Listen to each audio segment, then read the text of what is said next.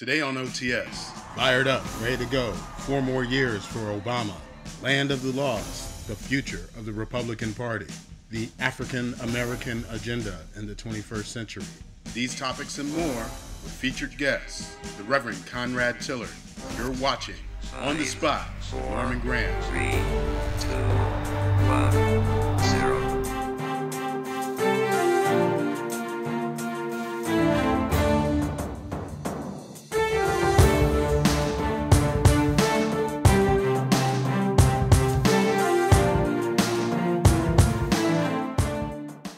Welcome to On the Spot. It's been a long time. I got my crew here with me. In the center, Reverend Conrad Tillard. To my far right, the controversial one, Saquan Jones is here. Let's open up with you, Saquan. First subject, Obama wins the presidency again 4 more years. What do you think? Well, I told everyone that I didn't think it was going to be that close. I really felt that it was going to be a landslide, which it literally turned out to be. I believe it was a landslide. Right. There are a couple issues that I felt that, outside of him being elected, there are a couple issues that I see coming about now. You have a tremendous amount of other ethnicities, suggesting that most black people only voted for him because he was black. Okay, we go touch that. Go ahead. Another one is the fact that we have about only 60% of the eligible voters actually came out and voted, and I'm trying to figure out what the other 40% were doing. And then based off of Florida, I'm glad that the other 40% didn't show up, because that would have been a disaster administratively. And the fact that all these Republicans in 2008 were getting on Obama about him just being a community organizer and having no responsibility, and Obama's ground game, which killed him, and that's what I felt were the things that I took back. I mean, well, I think first of all, it is a momentous election, and his margin of victory was far more than anyone anticipated. Directly before the election, a lot of people were saying he was going to lose the popular vote and win the electoral college, but he obviously took both, and won all the swing states. In fact, the only states that he did not win, Indiana and North Carolina, which are really red states. Yes. I mean, they went for him in 2008. But in reality, the fact that they went back red is not unusual at all. But I think the most important thing about this election is that the coalition that he put together, blacks, young people, women, Latinos, labor, and let me finish my point. Let me finish my point. See, the reason why that coalition is so important is that basically it said that the people who have run this country since its inception, property-moneyed white men, spent billions of dollars and threw everything at the kitchen sink against the president, and they still could not prevail against him. So what it says to me is a new America, because when the white male establishment, and particularly, as you said, the angry white male establishment, tried everything in the world and still could not break up the coalition of women, Latinos, young people, labor, and President Obama was reelected. That's a truly remarkable outcome. Let me get mine in here. I have to say, I was really nervous that they was going to steal a vote. And that's because you're the angry black man. No, I'm not angry, but I had to realize you have Reverend just discussed. No. You have to realize that they tried it for 8 years. They did it. They did it under Bush on both times. And they would try and voter suppression and everything else. And to a degree, that's what they were doing. When you were voter suppression, it's stealing that vote. Because when you kept them numbers down and you created all the obstacles, Florida, it took them days to count. Why did it take them days? As Obama said, they still counting, but you know what? We got to change this. So this is what I was afraid. And I was afraid, I'm going to tell you, was Alvin Green from South Carolina. When they did that test and Alvin Green won that South Carolina Senate race, I felt that was a test, that they were testing to see if we can flip them computers, which they did in Ohio Oh, 8 years on, ago. I tell you, you know what? I can't sit here on the show every but time. I'm going to say this conspiracy stuff that you make me say controversial stuff. Okay, but here's the difference. Because of the outlandish stuff. No, that you here's the say. difference. I was concerned about it. It still comes under voter suppression. There were people disenfranchised. If it took you 8 hours to vote in certain states, and it was only happening in certain states of color, the counties of color, that's a problem. So at the end of it all, Obama prevailed without all the obstacles. So I'm happy for it. We'll move to the next thing because I want you to comment on Karl Rove and his money machine that did not work. Right. Wait, why do I get to comment on the Republican stuff? But comment on what you want. Comment on what you want. I'll go to Karl Rove first. Let me just say this, right, is that I'm really sick of our race using these sort of conspiracy theories on why we are where we are. You know, like when you say this stuff right now, right? No, I mean, you have kids. When you say stealing an election, right, and you have kids, I'm pretty sure if you say it on your show, you're going to say it in your house. It's a kitchen table issue for you, right? Subconsciously, you bring this mentality down to you. Was there voter suppression? There was, but it wasn't racial voter suppression in the sense of. Let me finish. Let me finish first, right? When you say voter suppression, there was no instance that says, and I think it was BS to what they did, but just look at it from just a standard of here, right, of what I'm going to say, right?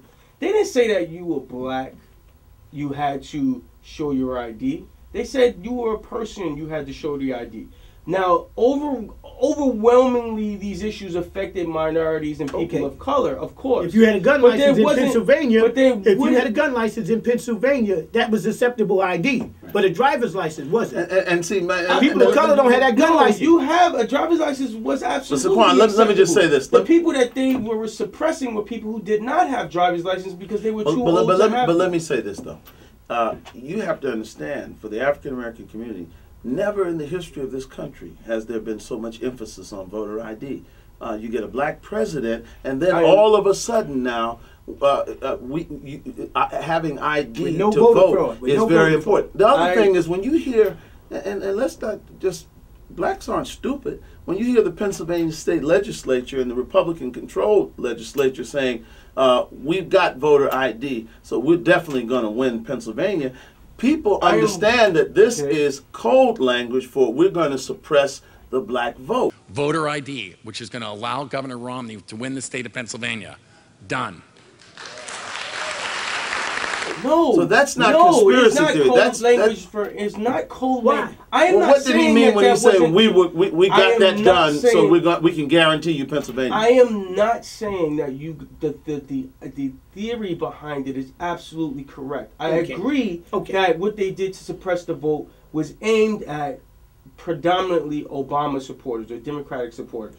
Overwhelmingly. Yes, but the idea that you're saying, the way that you guys are phrasing the voter suppression only says to me that you're saying that, oh, you're black, you don't have an ID, you gotta go. Now, if they say you're white and you have no ID, that is where the disconnect is coming. But why did they talk about that in '80 when Reagan won in a landslide? Why didn't they talk about that in '92? Why only in the era of Obama did you begin to hear this chorus across the country from Republicans about voter ID? You had a big sign. Understand where you're coming from, but this is a generational gap. You two are both in the same generation. I may be 10-year generation difference. So my idea of how you perceive it and how I perceive it is two completely. But don't you think it's fundamentally wrong for a political party to count on winning an election on any level by denying some of the American citizens the right to vote? I mean, that's just fundamentally unfair. Let's go with Karl Rove, right? Karl Rove and his machine, the Koch brothers, Ale.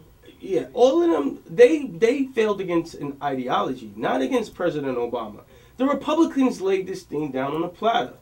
They had terrible immigration reform. Exactly. They had a war on women's bodies. Right.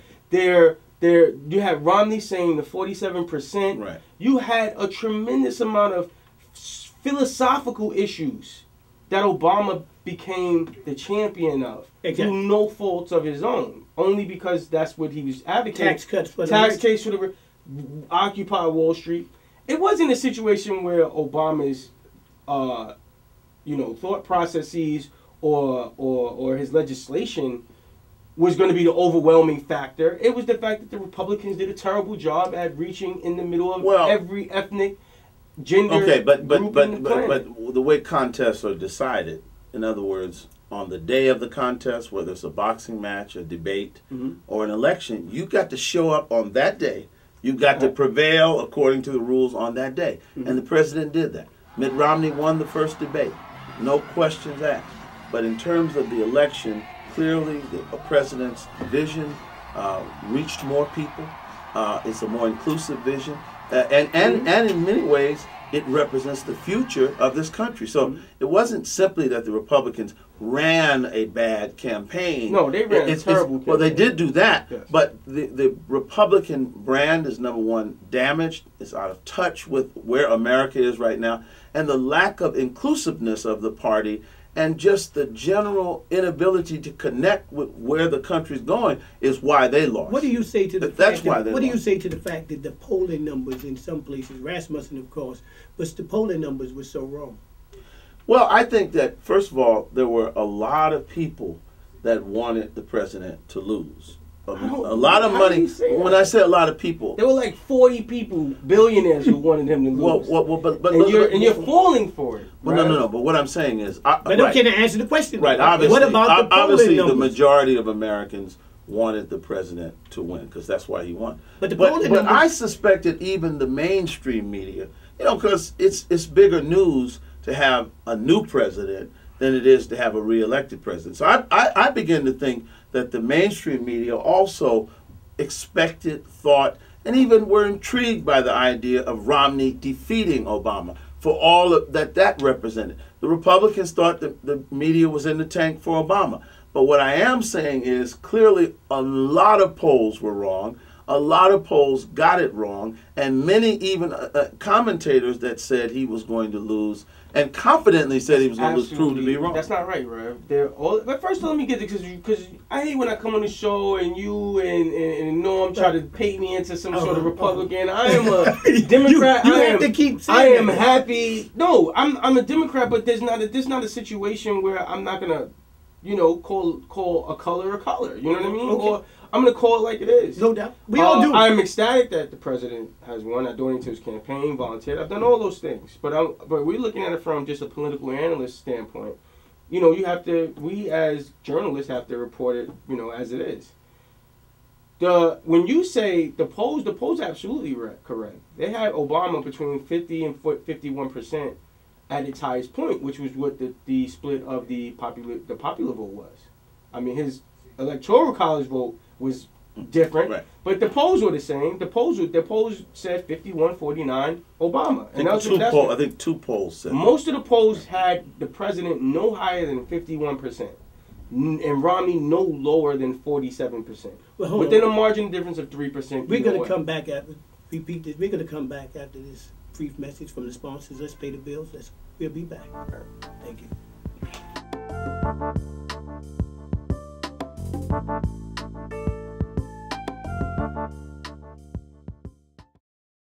We're back.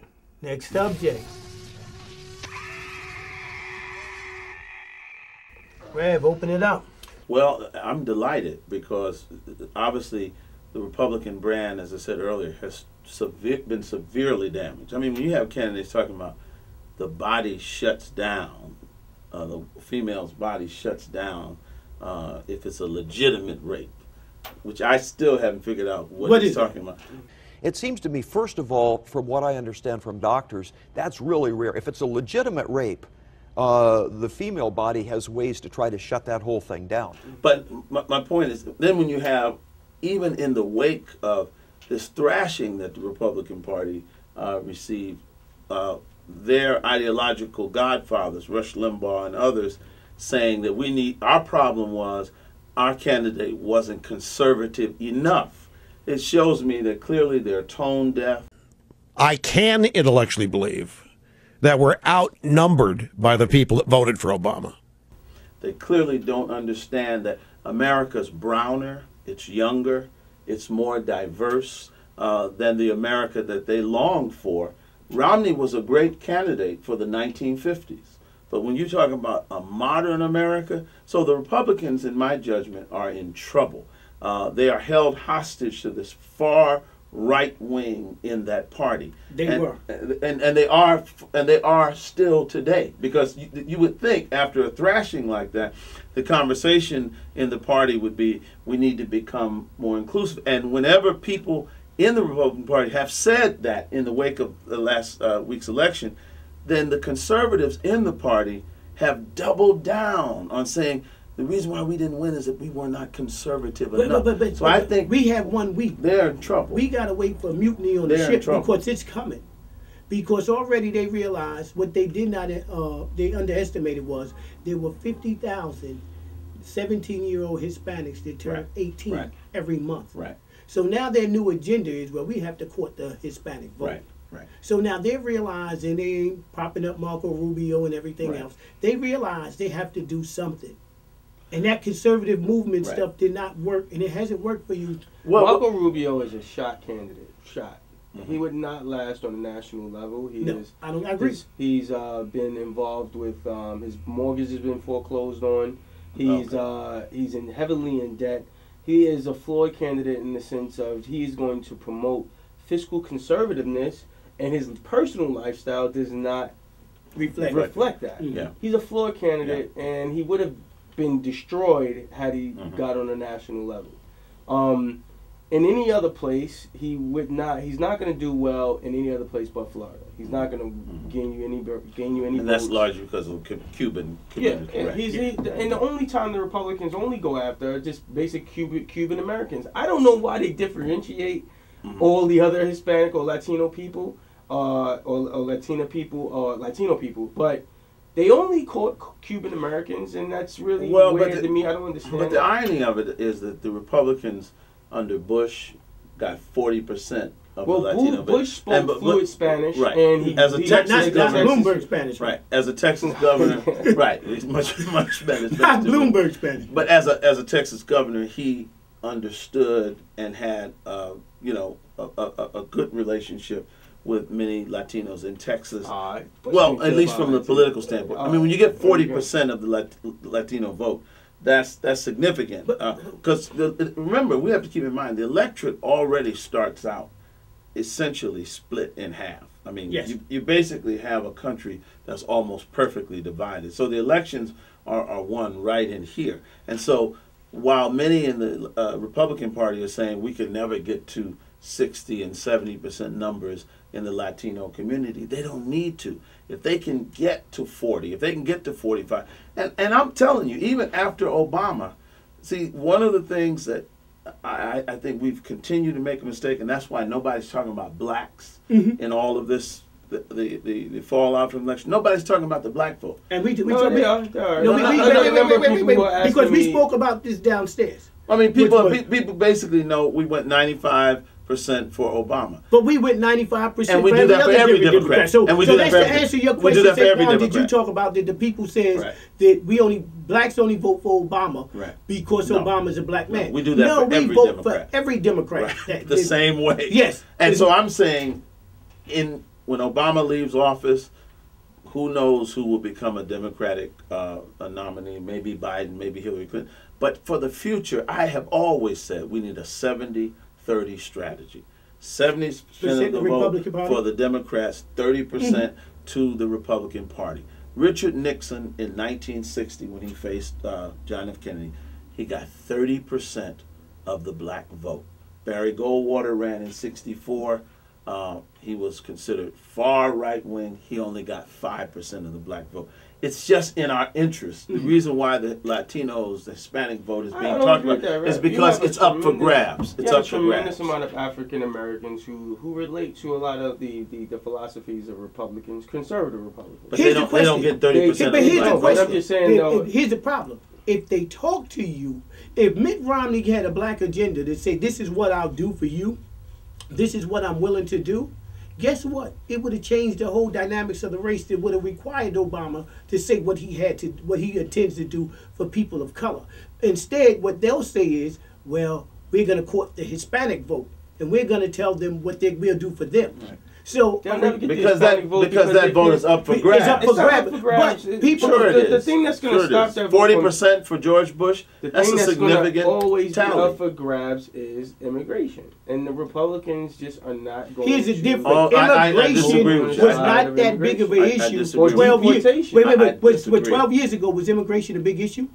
It absolutely was. No, but Al Gore did not have a. I said 12 years ago. Yeah, that's when Al Gore was when they ran against Bush. But and Al Gore. but you didn't have the numbers They- there Al Gore that we never have had now. No, the 12 million. What I'm saying is there was a point in our community when you spoke about immigration. That was the Jamaicans and the West Well, Indian it still community. is, right. Yeah, that was more of an issue for immigration. It became, let's say, maybe 12 years now. Immigration has eased up to a Latino issue more than anything else. Can we agree to that? Well, I agree with you, and I think again the reason why the Latino vote is being examined so carefully in the aftermath of the election is that it's a vote that both parties, number one, understand they need for the future, and number two, the Latinos have demonstrated in the past a willingness to vote for both parties. Because again, 40% of the Latino vote is significant. African Americans, what has happened to us since the 1960s is that we are so solidly in the Democratic column. The Democrats take us for granted because they say, well, we know we have that vote. And the Republicans have essentially given up on that vote because they say we can never get it. And what I'm saying is the way the Republican Party is currently constituted, blacks aren't crazy. That's why they don't get it. But it's going to be easy for Republicans to look at their immigration policy and do more to court that Latino vote. They're going to do it. They're going to do it because they know they have to. What is the agenda for Black America moving forward? The idea that as Black Americans that we are supposed to get more or less because you have a black president. No. That's not the question. It's not about Obama. It's not about a black president. It's when we have you terrible black agenda should be. We have terrible local representatives. You got city council representatives. Okay, but if we say that on a New York level, on a national level, on a national level. So everybody in the state in the U.S. of color is just terrible. They've been there for 67 years. Who do you know? What profession? What profession do? You don't want you're disregarding what I'm saying because. But I'm not generalizing. I'm not generalizing. But I'm saying on a national level, you're saying all elected officials on the national city council, state assembly, senate are all terrible. Name 4. I said national. That you feel good about. National. You feel good about Hakeem Jeffries? National, you feel good about Allen West? New York State. Let me say this. You feel good about regardless. You think about John Smith, who's the guy from Atlanta. But I think you feel good about Barbara Boxer. You feel good about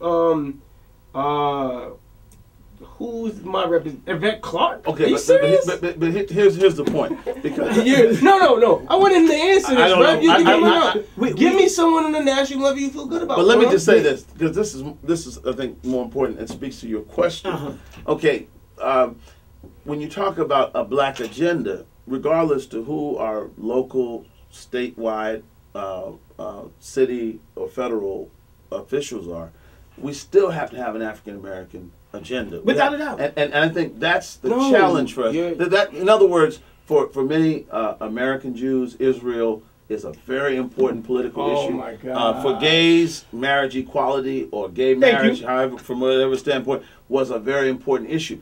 Latinos immigration is an issue that they deemed as a very important issue. So as an African American community, we're bigger than all of those groups. And the Latino community is bigger than immigration, of course, the ones that you're not really talking about. Well, and I think that's where the challenge becomes coming up with what can be considered a cohesive African American agenda. But we must have one. We must have one. Both of your philosophies. Both of your philosophies are actually detrimental to African Americans as a whole. Why is it detrimental? Because when you say an African American agenda, you exclude or you create this exclusion. You understand what I'm saying? Like, you're not looking at, I'm looking at this from, I want my tax breaks. I don't want my mortgage interest to be taken away. I don't want. But those things are not mutually exclusive. In other words, they are. In other words, a Latino can be concerned about immigration, but also can be concerned about those things as well. Exactly. In other words, what Give me 5 issues that African Americans should be thinking about. Well, number one, we should be thinking about education. Without a doubt. So that's exclusive? No, but it's not. But that should be a part of it. We're going to take a break, and we're coming right back on this subject. Right. We'll be right back.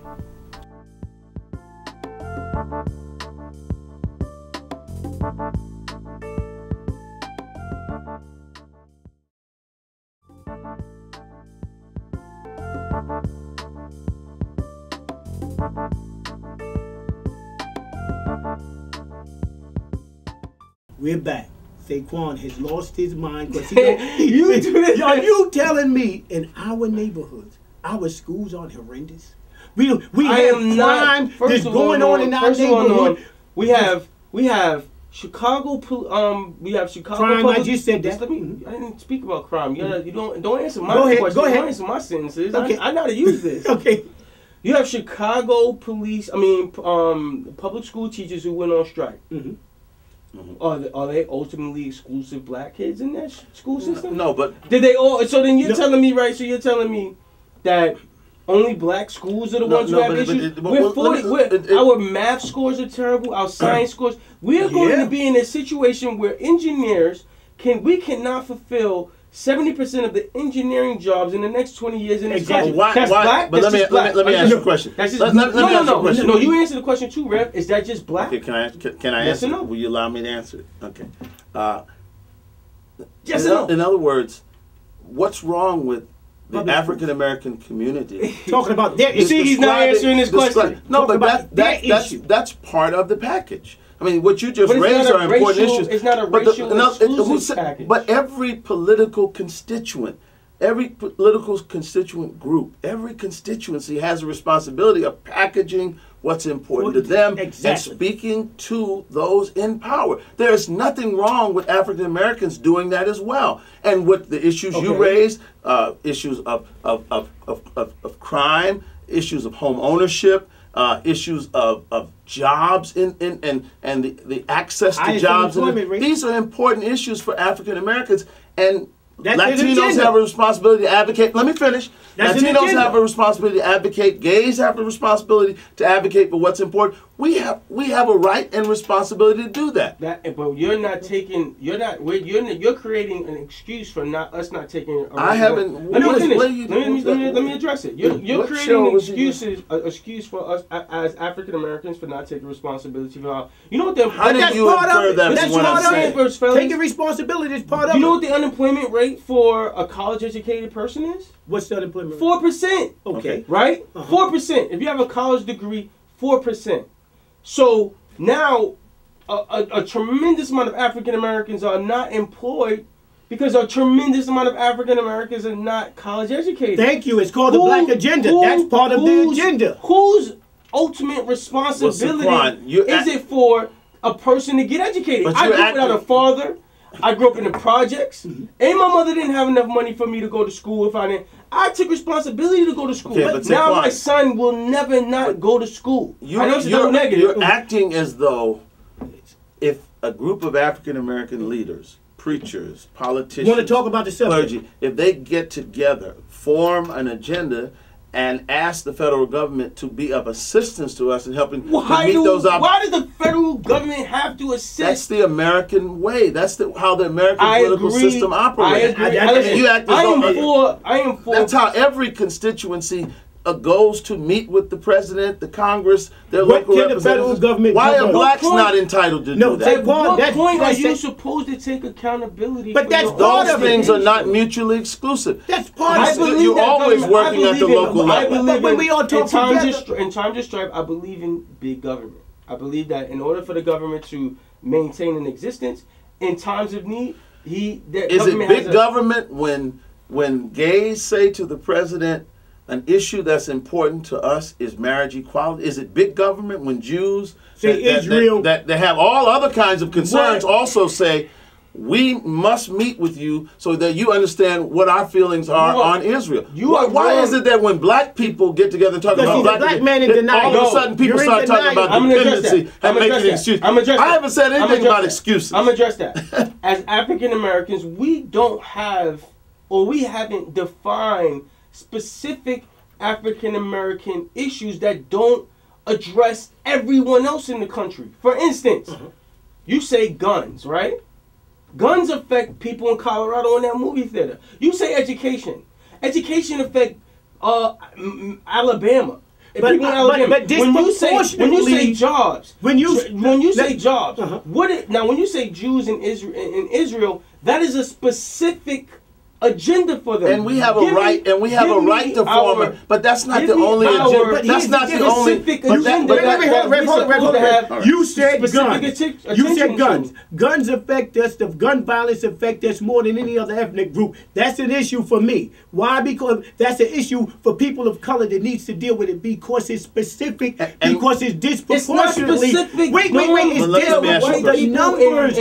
The numbers, the black on black crime with gun violence affect us more than any other ethnic group. So therefore, we need to talk about that. And is there anything wrong with a group of black leaders getting together in partnership with the White House to try to figure out what we can do to ameliorate the problem of urban violence? What's wrong with that? Let me get this straight. What's wrong with that? Answer that question. So Gifford, the congresswoman from Arizona who got shot in the head, she doesn't deal with that. The 47 people who got killed, she talked about the Brady bill. Has nothing to do with that. You mean to tell me that the Virginia Tech shooter has nothing to do with that? Are you saying that guns? No. You see how you can see how you gave. No, it's not. But did you see how you gave me those 3 names of white people? Now give me the names of everybody that got shot outside on 3 blocks from your house. Give me those names. No one gets shot 3 blocks from my house. Oh yeah, they do. But you hear the gunshots every night like we No, I don't hear gunshots. The reality don't destroy my property value because you live in the guns of Bedford Stuyvesant. Like he lives in a different part of Brooklyn. No, he want to live because you're in denial, brother. You gotta stop. I'm not in denial because you say I'm in denial. You're in denial because you want to keep this divisive. It's not divisive, but everybody have a agenda. We are being held down. No, I don't believe that. No, I don't believe that. But when you rewind this segment, you'll see voter suppression. But what I'm telling you is there's issues. Stealing election. What I'm telling you is there's issues that pertain to us that hit us harder than it hit other people. Unemployment in the black community is what? Norman, can I make a point? You know how many people in the black community in jail? Can I make a point? Of course, I worked there. Is that a personal decision? Can I make a point? Are white people or ethnicity saying, you know what, let's find a way to put these black guys in jail? Can I make a point? But let's not go there because I tell you something that will have you thinking. Because guess what? When I worked in a jail and it was 1,200 to 1,500 inmates and 5 of them was white, something is wrong with that picture. 5 of them was white. How many? Can I make a point, please? Go ahead, brother. Thank you. First of all, I haven't heard anybody say anything about black versus white. No. Point. Secondly, Tip O'Neill said all politics is local. You should read his book. Black leaders, whether they are congressional elected officials from largely black districts, whether they're over the traditional civil rights organizations or over the traditional places of advocacy in the African American community, the churches. It's not that we don't have a responsibility to advocate for people broadly, but our greatest responsibility, just as those in the lesbian, gay, and transgender community have a specific constituency, we have a specific constituency. And you seem to have resentment that blacks would organize and actually put together an agenda. But that, number 1, is our obligation. Number 2, is prudent. And number 3, that's how politics and advocacy works in the United States. You get together people with like minds who have a common interest, and you advocate for yourself. There is nothing wrong with that. This is why I ran for office. We need a new black politician. We can't have these black politicians. Newer than Obama? We need Obama is the example of the new black politician that we need. We don't need politicians who are sitting there talking about civil rights Well, let me just say this. Let me just say this. No.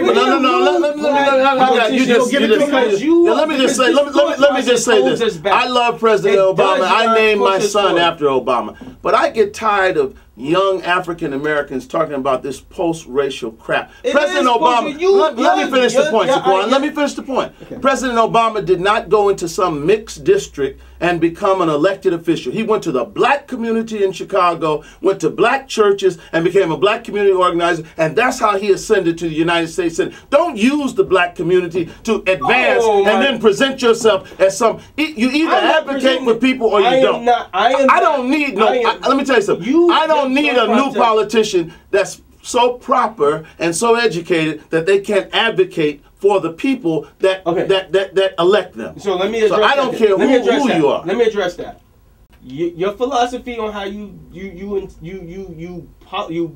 govern is higher than how you portray or what you fight for. You need to, as a politician, introduce legislation.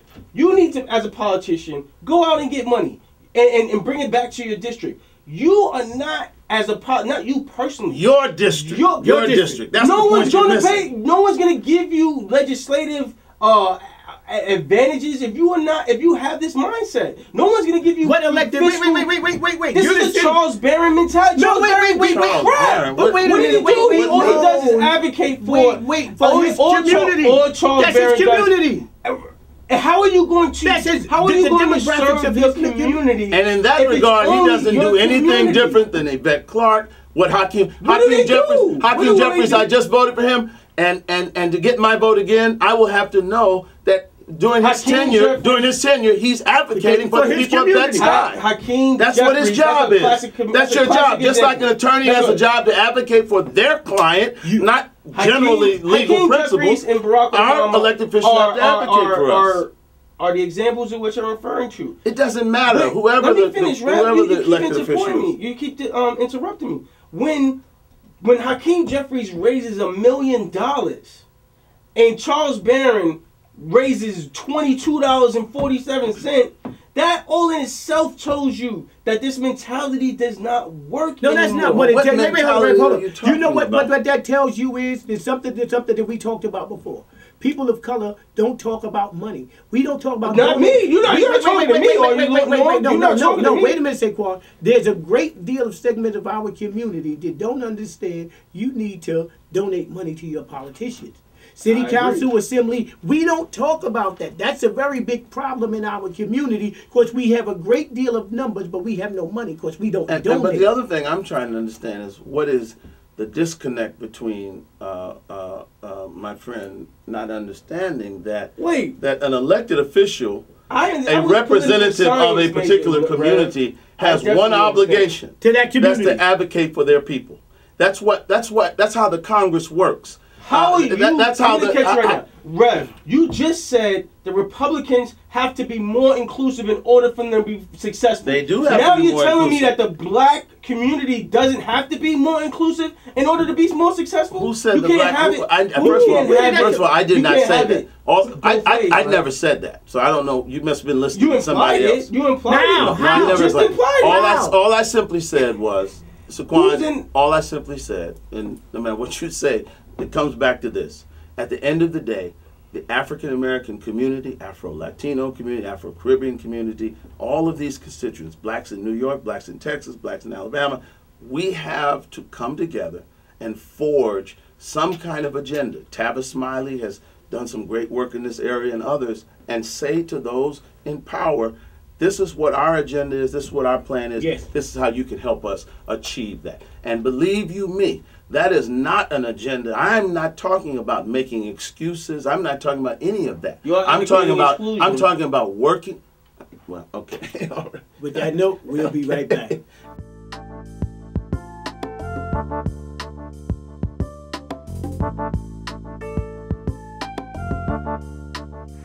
But that doesn't mean your work is done. The role of citizen in our democracy does not end with your vote. America's never been about what can be done for us. It's about what can be done by us together through the hard and frustrating but necessary work of self government. That's the principle we were founded on.